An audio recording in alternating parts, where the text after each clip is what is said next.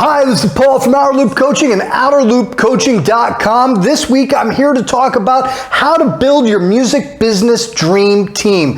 This is one of those things that a lot of independent musicians don't consider, but when done right, can exponentially increase the amount of things that you're able to get done and the success that you can have.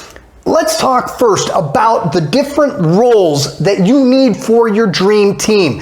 I divide these up into two types of roles. The first type of role is the role that makes you money. The second role is the one that costs you money.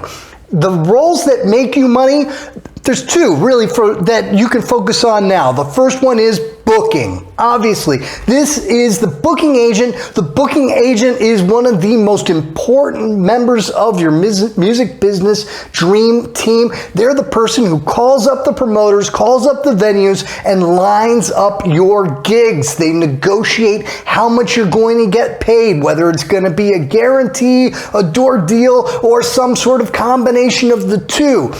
This is an amazing skill set if you can find somebody in your network who is capable of doing this. It might not be somebody who's done it before, but someone who has an interest in it.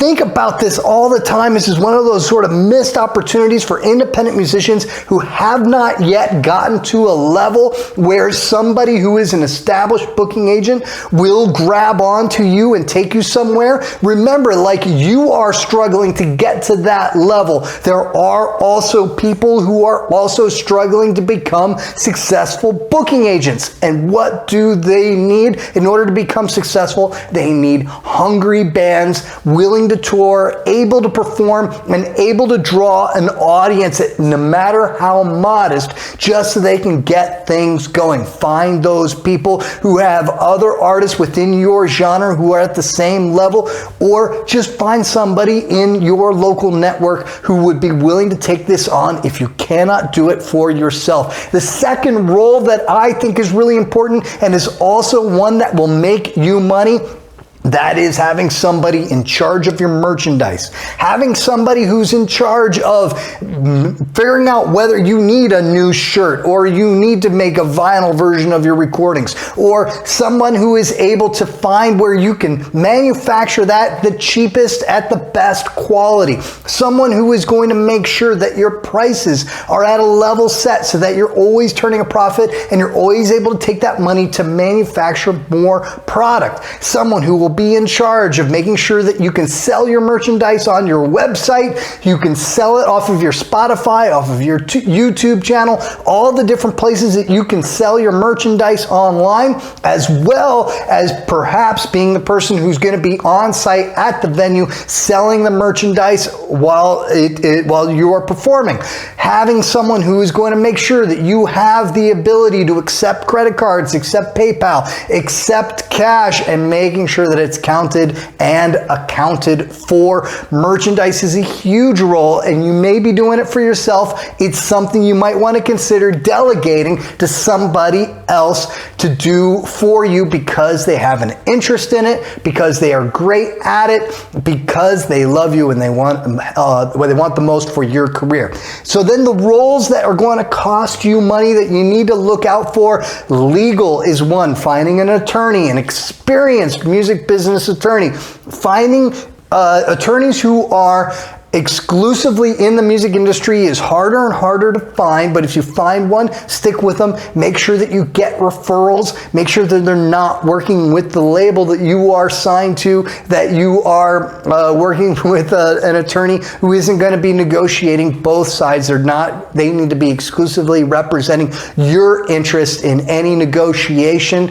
And getting a relationship early in your career can be really good when you are ambitious. They'll be willing to listen to you, sometimes for free, for just a few minutes. So finding an attorney, an experienced music business attorney, and it may be somebody who also works in other aspects of the entertainment business, but they do have experience with recording contracts, publishing, all the other stuff that you need to know and you need to be represented in. Somebody who is in charge of your social media can be key. Making sure that they are aligned with your vision and how you want to communicate yourself to the world is key. But if you find somebody who's great at social media, is really great at making connections, and can represent you online, they can be a really awesome member of your music business dream team. Another thing can be somebody for PR. Now, finding somebody who can reach out to blogs, maybe has some relationships in your local media, in your local free paper, your local radio stations, things like that. Having somebody who's working your PR on your behalf can be awesome. And again, it can be somebody who just has an interest in this and they're using you as a petri dish so that they can learn the music business while representing you. That can be a win-win situation. You gotta look out for it. Those are the core aspects of the music business dream team. There's a lot about this inside Mike Mowery's music management primer, which for a limited time, just a limited time, we have that book for free on the website. Check the comments down below and check over my head to click the link to get that book for free. But again, it's for a limited time. Pretty soon we're going to be moving that book onto Amazon as a you got to buy it book. So if you're not seeing that link now, or that link doesn't go anywhere, that's what happened, but try to grab it while you can. So who can you find to take on these roles before you have got the attention of the music industry in order to get people who say they want to work with you, and before you have the financial resources to hire people?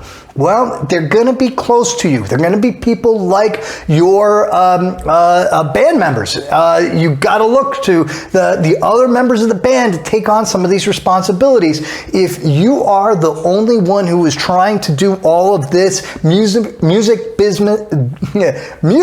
business stuff for your band, you are going to get bogged down. You are going to get frustrated. It's going to be a lot of work, and you won't get as much done as if you had a whole team of people around you, and that team could be the first people you go to, your fellow band members. Second, ring of people that you want to go to are your fans and your friends. Sometimes they're both, right?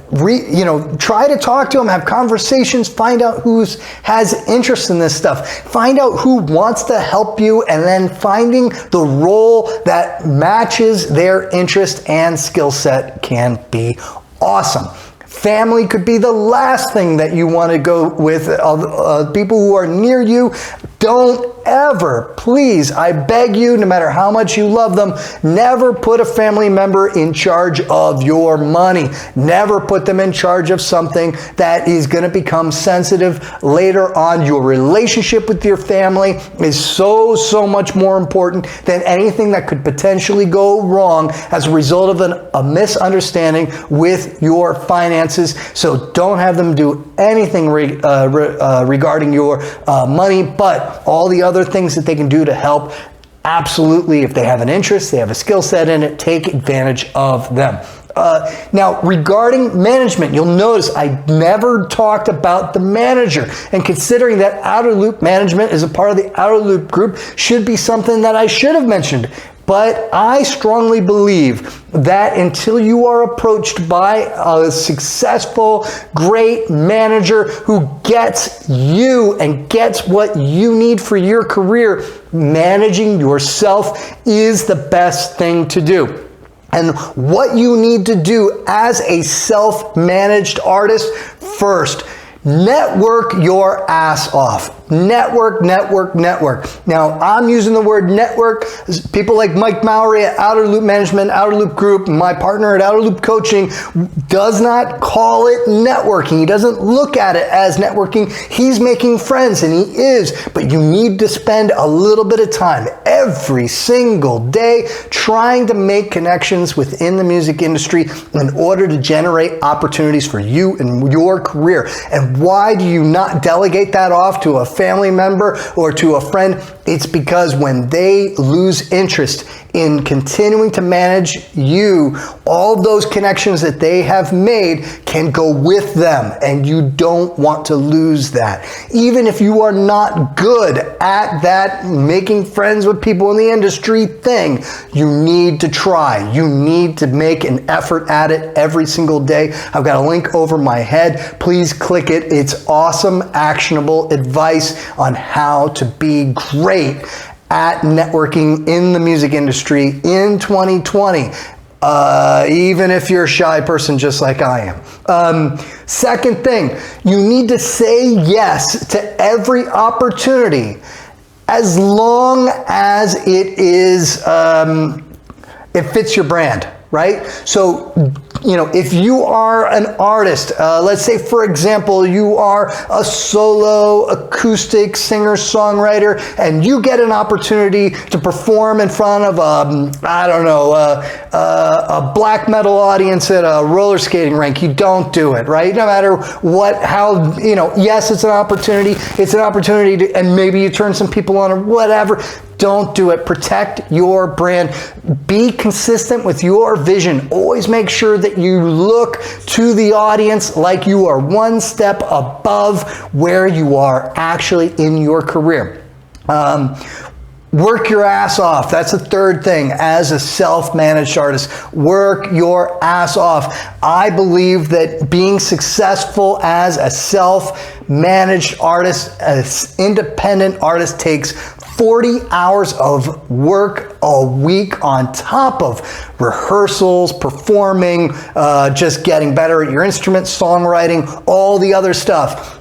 It takes 40 hours a week. So work your ass off. Spend as much time as you can every single day doing what you need to do in order to get your career to keep on moving. You are working hard now, and you won't have to work quite as hard later. And later on, when people are like, why are you taking all the money? Why don't you share it with all the other people? You know what? It's because you worked your ass off now that you earn it later. Okay, so commission-based help, right? So you probably want to know, why is it that managers, booking agents, all these people who make their living on the commissions that you earn, why aren't they calling you back? Why aren't they working with you? And the truth is because you're not making enough money for them to make it worth it. So if you're not getting calls back, it's okay. Just know that now you know what you need to do in order to get their attention later. Continue to grow the relationship, continue to let them know what you're doing and what you're up to, and certainly alert them to all of your successes without badgering them, right? But if you have a booking agent who you have met, you've got an email address, you've had some sort of connection, every few weeks, every couple months, every 3 months, you want to send an email to let them know what you did. That was awesome. So that way you continue to be in their orbit. And when they start talking to promoters and those promoters say, hey, have you heard of so-and-so? And that's you, they're going to want to work with you because you have that pre-existing relationship. Even if they're not replying to those emails, just making sure that you're communicating to them, that you're growing, you're telling them the story, and you're letting them know in real time how you are growing your audience and getting